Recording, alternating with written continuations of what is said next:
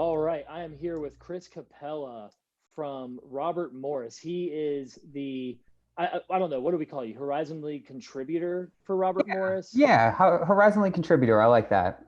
Yeah, to the Horizon Roundtable. As you guys know, we are doing a segment every week, or trying to, called Matchup Zone. A little bit of a play on words due to the Matchup Zone that we run that our fans love so much. Um, where we just kind of take a few minutes to dive in and talk to the Horizon Roundtable representative of the team that we're going to be playing that weekend. It kind of worked out this year, as much as we all hate it, playing the same team back to back.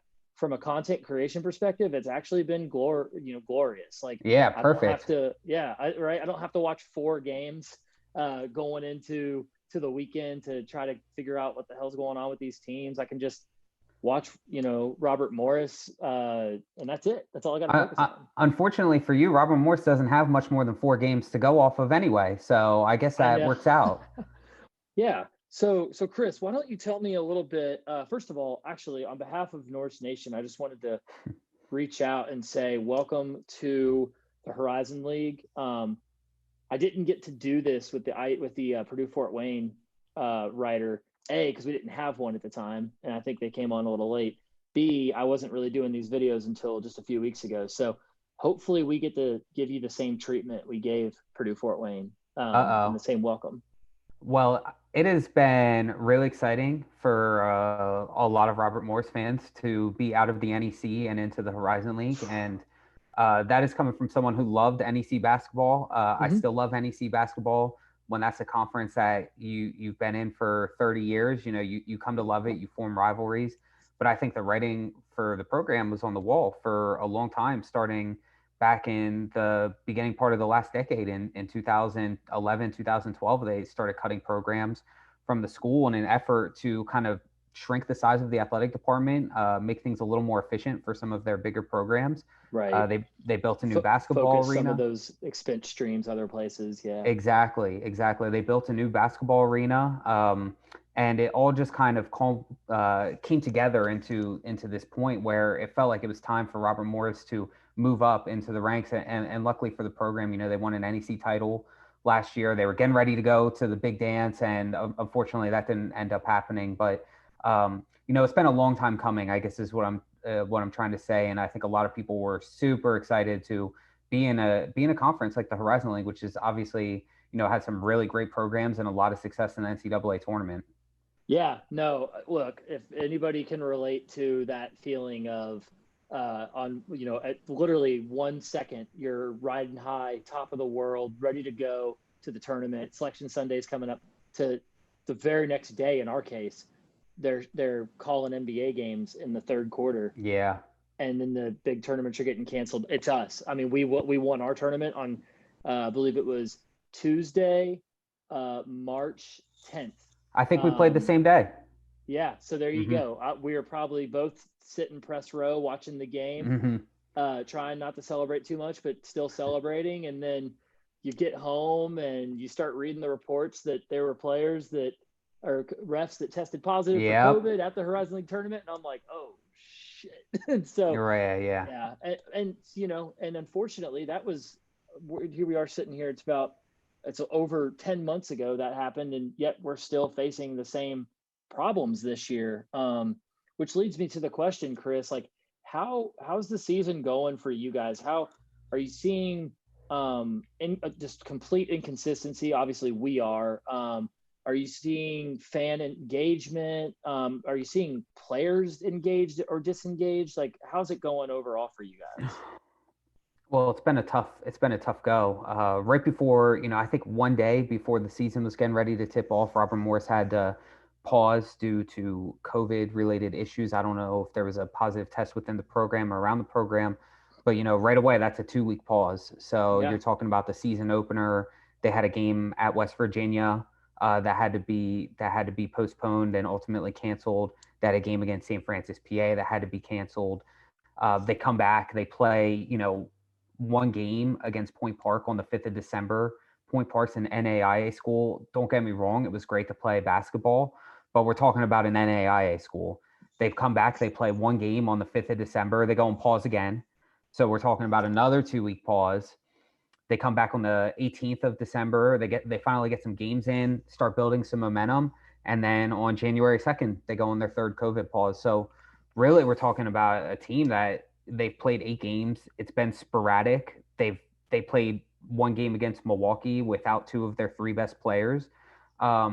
So it's just been a season that hasn't been able to get going in any sort of way. We're talking pauses, and it's really important too with any team. When you're taking away 7 games of competition, when you're on 2-week pauses and you're not practicing as a team, you're missing 3 weeks worth of practices. It's tough to get going, and even your best players need to practice. And I think for Robert Morris fans, we saw that this past weekend in UIC, where their 2 starting guards, John Williams and Dante Tracy, missed a game against Milwaukee. They finally come back. They haven't played basketball in 3 weeks, and they played 2 of the worst games of their careers, period, at the exact same time. And they get swept by UIC, and that was a huge reason why they did. So it's just been tough. It's been inconsistent. I think the fans are still into it. I think there's a lot of talent on this team. They brought back a lot of talent on the team. There's an optimism that if they just can play games consistently, that they can really get things going. But it's been difficult. It's been a really difficult season, and it's hard not to feel depressed, or just waiting for the other shoe to drop on. Okay, when are we going to get canceled again? It's been really tough.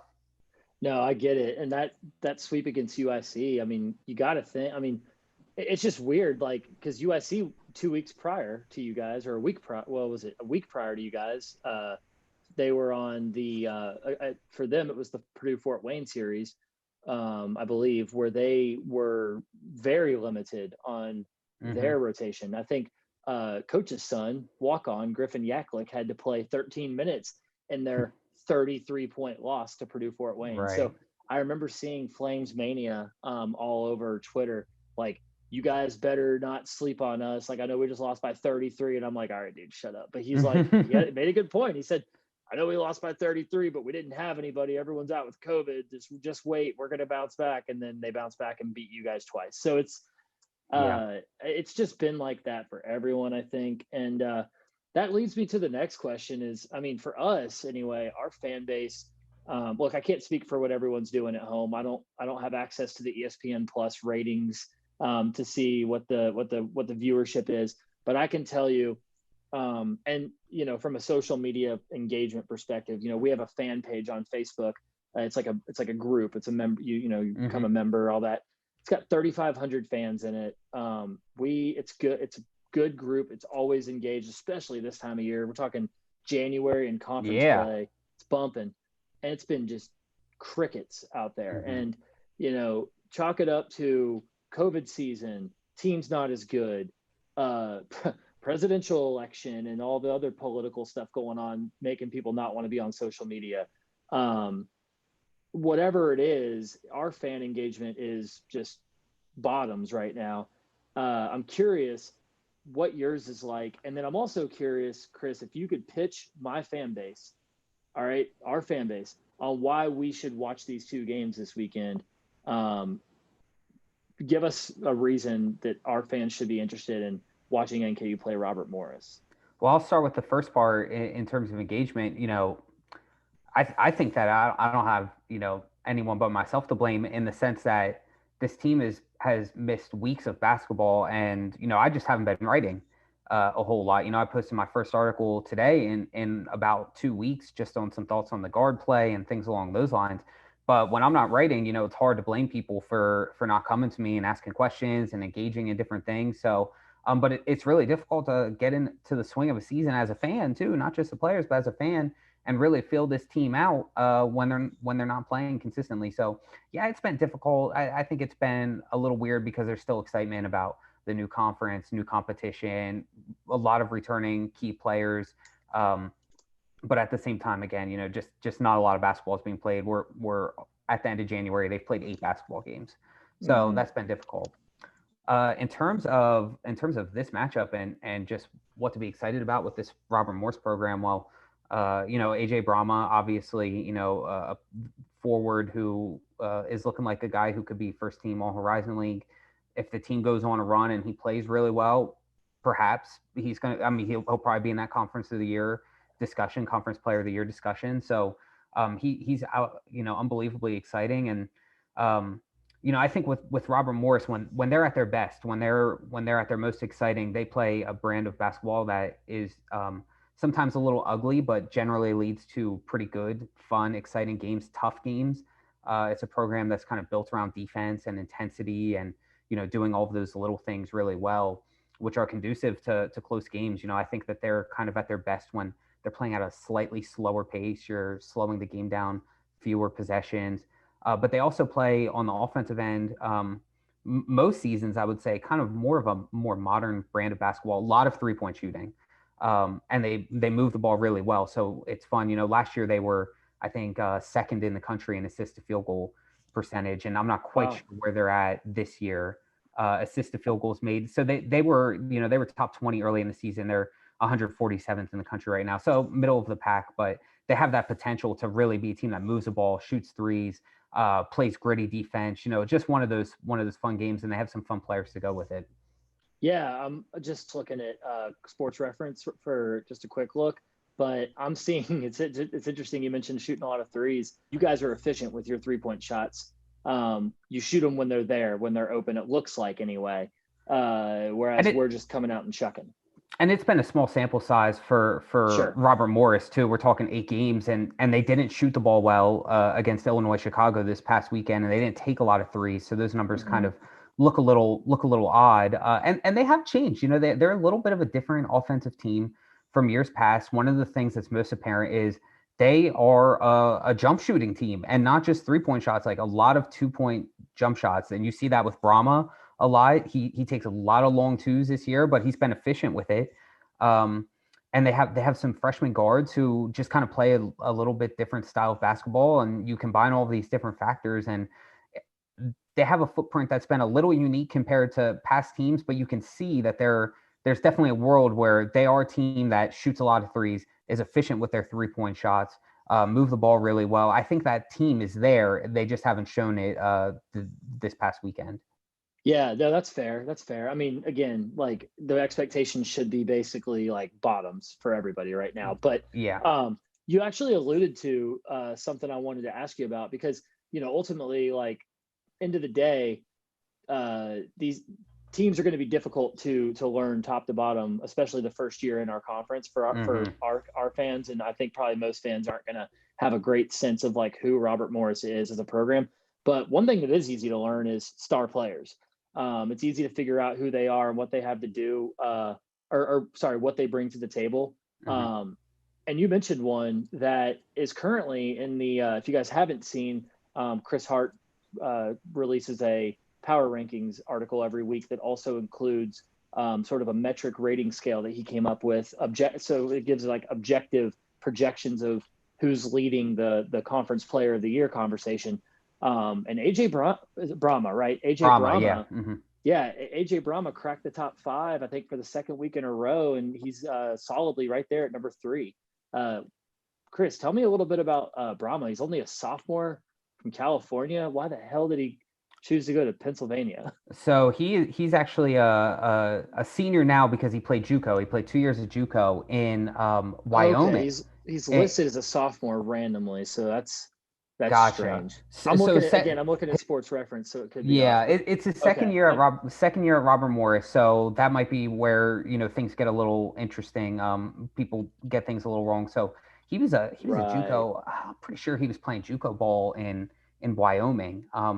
And just one of those guys that Andy Toole found right away last year. It was pretty apparent that he could play. He can jump out of the gym. He has great touch around the rim. He can run the floor with anybody.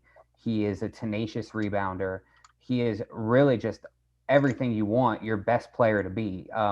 He's not just, a really talented player, but he plays extremely hard, which is great. And then this year, he's really just found another level to his game, and it's the jump shooting. He's taken a lot of 2-point jump shots, and when he's knocking those shots down, there's not a lot you can do to stop him because he can use a pump fake and get by you and get to the rim. He'll score getting offensive rebounds. He'll just score because you give him enough space to take an elbow jumper. He's been incredible. I did not think he had this level in him, this jump shooting ability in him consistently. But he's done it. He's done it efficiently. He had a little bit of a rough weekend against UIC, which everybody did. But yeah, I mean, he, like I said, just a really tremendous player, one of the best players that Andy Toole has had in 11 years here at Robert Morris, and just an outstanding find. The guy's averaging over 20 points a game, over 10 rebounds a game, shooting over 50% from the field. He's a beast, and you know, I'm excited to watch him play. I mean, I can be objective. I don't root against good players just because they're playing my team. Well, when you look at what he's being asked to do, again, we're only talking about 5 games in conference, but he has the highest usage rate in the entire conference in conference play through 5 games. He has got the best defensive rebounding percentage in the conference. He's 7th in offensive rebounding percentage. And going back to the high usage rate, he's got one of the 20 best true shooting percentages in conference play. So he's not only getting the ball, shooting a lot, controlling the offense, but he's making a majority of his shots. He leads the conference in fouls drawn per 40 minutes. He's shooting 80% from the free throw line, which is a 20% bump from where he's at last year. You know, again, it's just, these are things that I didn't see coming. I don't think a lot of people saw coming. I think all of us who watched him last year knew he was an outstanding player. That is not to say by any stretch I didn't think this was a really talented basketball player, but I just didn't think that he had this level of basketball in him. Yeah, no, and I'm looking at it right now, and he does have the most points per game in the conference, and he's the only one. I'll tell you, actually, this is very much live right now. I'm just now seeing this. He's the only one in the conference over 20 points a game, meaning he's the only one in the conference averaging 20 and 10. So that's impressive. Not to go into too much of a deep dive of Robert Morris, and we talked a little bit before this. A lot of people in this area know the program because they beat Kentucky in the 2013 NIT tournament. And on that Robert Morris team featured some of really the best players the program's ever had. You know, they had a point guard named Felton Jones. They had a shooting guard, Carvel Anderson, who's still playing overseas now, who I think is the most talented player I've seen play for Robert Morris.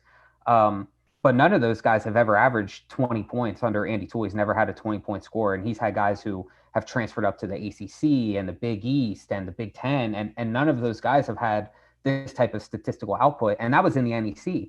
Now we're talking about the Horizon League, some tougher competition, and he's just putting up monster numbers, and he's doing it just, you know, so efficiently, which is just such a surprise to me.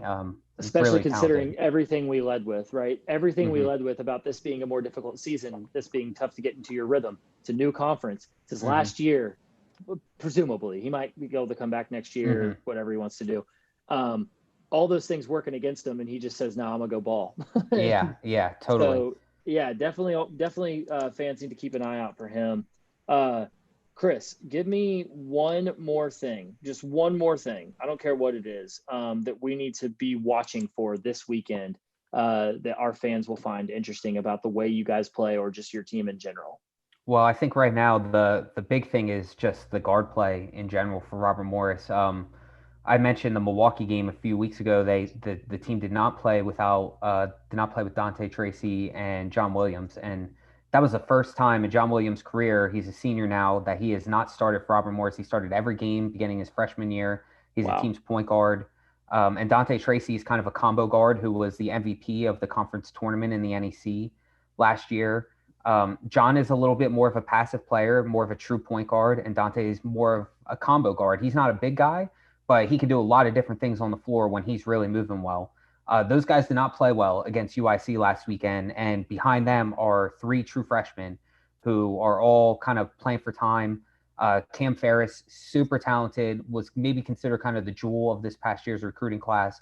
Traden Williams is kind of a wild card. He's a little, sometimes he feels like he's playing AAU ball and not Division I basketball, the way he's loose with the basketball and maybe not taking the best shots, but you can also see the flashes of talent. And then Enoch Cheeks, another true freshman, kind of a small forward who did not play against UIC, presumably for COVID-related issues, but not exactly sure on that, who is more of a defensive first player, real gritty, I think it's going to be outstanding. But I wrote this in my blog chronicling the Colonials today on Wednesday, that true freshmen are true freshmen. They are inconsistent and they are frustrating because they're freshmen. And we're talking about 8 games. So if Dante Tracy and John Williams are not playing well and not playing aggressive, this is a team that is going to really struggle to win games like they did, last week.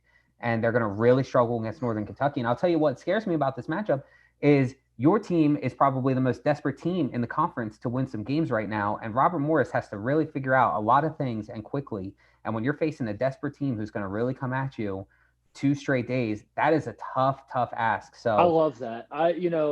That we should have had that in the give me a reason to watch this game, because we're talking about 2 desperate teams right now. Yeah. I didn't think about it like that. And I mean, so guard play for us is a huge problem. We have a JUCO junior right now. So he transferred to NKU for his sophomore year. He played 1 year as a JUCO. Bryson Langdon led the league in assist turnover ratio last year. One of the better metrics if you're looking at just the without looking at like the advanced analytics, which obviously are important. If you're just looking at like stats, that's a pretty good measuring stick for if you're a good point guard, or it just means you have a lot of good players in your team. I don't know, but. He's been down a little bit this year. And then, we have a JUCO guy that came in, Carlos Hines. He struggled with grades in the first half of the year, had a COVID issue recently, has been in and out of the lineup. Paul Joko had COVID. I don't know if I'm supposed to be saying this, but they did. And also he just is not an effective offensive player. So our backup point guard recently has been, I'm not kidding, walk-on freshman Jacob Evans. Jacob Evans. For good reason. But for good reason. He's earned his playing time. And Darren Horn, like I mentioned at the onset, runs a very difficult matchup zone that players who are 21 years old come in and they have no idea what they're doing. But then there's players who are 18 that are able to figure it out. It's a high IQ defense. And that's one thing about Jacob Evans. You see him out there directing traffic on defense. So, but that said, like, I think we both have, it sounds like similar issues. I would still trust the upper class leadership. It sounds like you guys have, and some consistency if I'm looking for who's more prone to get right this weekend, I would say it's you guys based on just what you just told me about the freshmen or about the point guards you have that have been around for a while or have been consistent and just kind of shit the bed last weekend. We don't have that in our bag. Like, we're just trusting freshmen to go out and be like, hey dude, like pin your ears back and play basketball. So we'll see. Yeah. Robert Morris, the last time they were on pause too, they came back. They didn't look very sharp in a game against Bowling Green. They looked a little better I thought they looked pretty good against Marshall, who's just a much better team. And that game kind of got away from Robert Morris. Too. If you don't have guards, and you cannot play with Marshall. Exactly. And then they came out and they scored 102 points against Purdue Fort Wayne. They're still figuring some things out on the defensive end, but my point being that they got shut down. They came back. They looked okay. And then it was that next weekend where they kind of looked more like the Robert Morris team that a lot of us expected them to see. And I don't know if that's going to be the case, but I suspect that, just having another week of practice, having that game competition under your belt is gonna help the team, and they're going to look a little bit better against Northern Kentucky this weekend. Yeah, for sure. And just so fans know, those games are Friday and Saturday. The Friday game is at 7. The Saturday game is at 5. So mark your calendars for that.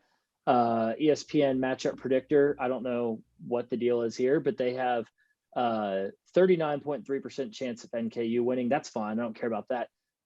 Shift on to the next game, and it's a 39.2% chance. So I don't know why they don't like us to win by 0.1 less percent on Saturday than they do on Friday, but whatever. So tune into those games. That those games are at Robert Morris. In a capacity 4,000 arena that is going to have nobody in it. In it. Yeah, very depressing. No doubt. Chris, this was a really good introduction to your team. We had never met before this, and I don't think anyone will have known that until I just said it. So you presented yourself and your blog and your team really well. Why don't you let our fans know? By the way, I will be plugging some of your pieces in our newsletter that's going out on a Friday. So just to kind of let fans see. But before then, tell our fans where they can find you and give us all of it. Well, first, thanks for having me, Kyle. Really appreciate it. This was a lot of fun. I'm on Twitter at C_Capella. Last name is Cappella. I have been writing for my own blog, chronicling the Colonials, which is linked on my Twitter page. It's basically how you can find it. It is an extremely long URL that I'm almost embarrassed to read. But my blog is chronicling the Colonials. I post everything on Twitter. So that is probably the best way to read my stuff. And of course, I'm writing for Horizon Roundtable as well, sporadically throughout the year, especially when the team isn't playing. There's not a whole lot to write about. So It's been a weird year. But yeah, you just follow me on Twitter if you feel so inclined to catch up on Robert Morris basketball. Yeah, for sure. And just so you guys know, when you look up Chris Capella on Twitter, he is the one with the verified check mark. I got lucky through my first job. I was working at a newspaper here in Pennsylvania, and we just so happened to have the entire staff get verified on Twitter to add some legitimacy, I guess, to the reporters. That was probably the second month I was there. So right place, right time. I do not deserve that stupid blue check mark. No, of course. You're the most credible, just because of that verified check mark. You are the most credible writer that contributes to the Horizon Roundtable. So I want everyone to know that. Funny that you say the media connection thing. I just found out on a call for my real job. Believe it or not, this is not my real job. I just found out on a call on my real job that I am considered an essential worker because I'm a marketing manager for a media publication. And technically, since I'm media, I get to have priority for a vaccine. But wow. I feel like really bad about that. So I'm probably going to still chill and like let other people get it first. And then I'll take my turn, but that's pretty crazy. That's actually pretty crazy. I don't deserve it. I don't leave my apartment. I haven't left my apartment since I got back from Disney World on Monday. Or Sunday. So like, I just have been here. So like, why would I, anyway. I totally Chris, get you. Thanks so much for being on. We'll have to catch up sometime before next season. Fans, be on the lookout. We are coming out with the guys over at Fear the Phoenix, Green Bay. They wrote an article about a drinking game called the Good Vibes Drinking Game that they like to partake in on the weekends. Sounds like a lot of fun. We're going to be writing our own version of it. Sort of going to have two branches. There's going to be a pessimist version and a optimist version. So be on the lookout for that. And maybe Chris can join us sometime for a game, and we'll get good and drunk together. That sounds excellent. I like that idea. We all could use it after this past year plus. Oh my God. I know. Well, anyway, thanks so much, Chris. We'll talk soon, man. Thanks, Kyle. All right. Bye.